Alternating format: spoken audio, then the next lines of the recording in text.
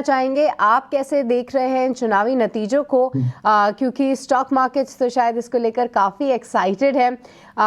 जो पूरी जीत निकल कर आई है गौरांग जी, ऐसे में आपने कौन सी बड़ी थीम्स पकड़ी हैं जहां पर फोकस रखना चाहिए, क्योंकि कई सारे स्टॉक्स में भारी करेक्शन भी हुआ है, तो कोई ऐसे स्टॉक सेक्टर्स जो आप हाईलाइट करेंगे जहां पर अच्छे मौके बन रहे हैं? बहुत बहुत धन्यवाद सृष्टि, आपका इस मंच पर आमंत्रित करने के लिए। सभी को प्रणाम और शुभ प्रभात। मेरे ख्याल से जो नतीजे महाराष्ट्र के उभर कर के आए, एक ही चीज कह सकता हूं कि सत्य की जीत और असत्य का पराजय हुआ है। जिस प्रकार से कुछ प्रोपोगंडा और जिस तरीके से पोलराइजेशन कुछ राजनीतिक पार्टियां और कुछ लीडर्स कर रहे थे, मेरे ख्याल से अब उनको एक सबक सीख लेना चाहिए।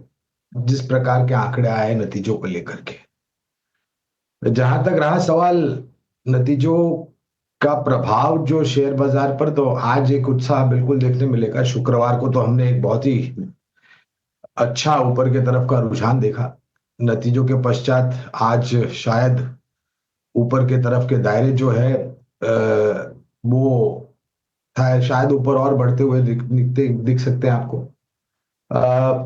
निर्माण कार्य की कंपनियां, रियल एस्टेट सेक्टर से जुड़ी हुई कंपनियां,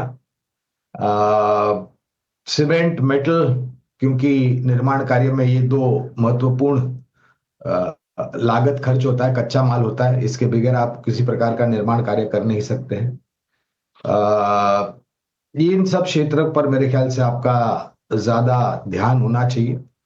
खास करके वो जो एक बहुत ही बड़ा चुनावी मुद्दा बन गया था, धारावी का रीडेवलपमेंट, और कुछ विपक्ष की पॉलिटिकल पार्टी और उनके लीडर्स बेतुकिया बयान भी दे रहे थे। तो मेरे ख्याल से कोई स्पेसिफिक टिप्पणी नहीं करूंगा, लेकिन अडानी समूह की कंपनियां भी मेरे ख्याल से चर्चा में रहेंगे आज। पिछले हफ्ते कुछ अलग विपरीत कारण थे और इस हफ्ते कुछ अलग विपरीत कारण। तो ये सब कंपनियां हैं जहां पर नजर रखनी चाहिए। अलावा गौरांग, आपसे पूछना चाहूंगी, बाजार में जब गिरावट दिखी थी तो तीन चिंताएं थी। एक, वैल्यूएशंस जो काफ़ी एक्सपेंसिव थे, दूसरे तिमाही के नतीजे आए जो काफ़ी कमज़ोर रहे, और एफआईआईज का आउटफ्लोज।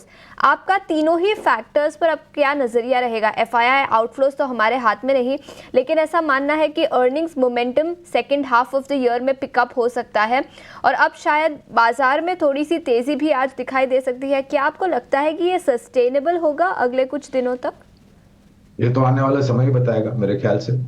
एक दो दिन या एक हफ्ते में अगर रुझान आपको बेहतर मिलता है तो इसका ये तर्क आपको नहीं निकलना चाहिए कि जो करेक्शन आया था वो हो चुका है। हो सकता है थोड़ा बहुत और करेक्शन आ सकता है, लेकिन विदेशी संस्थागतों की बिकवाली की आप जो बात कर रहे थे, प्रथम मुद्दा जो आपने उठाया, तो धीरे धीरे करके अब वो बिकवाली का आंकड़ा फीका पड़ेगा, ऐसा हमारा मानना है। और वो हमें देखने भी मिला है, पिछले हफ्ते भी हमने देखा, शायद आने वाले समय में भी।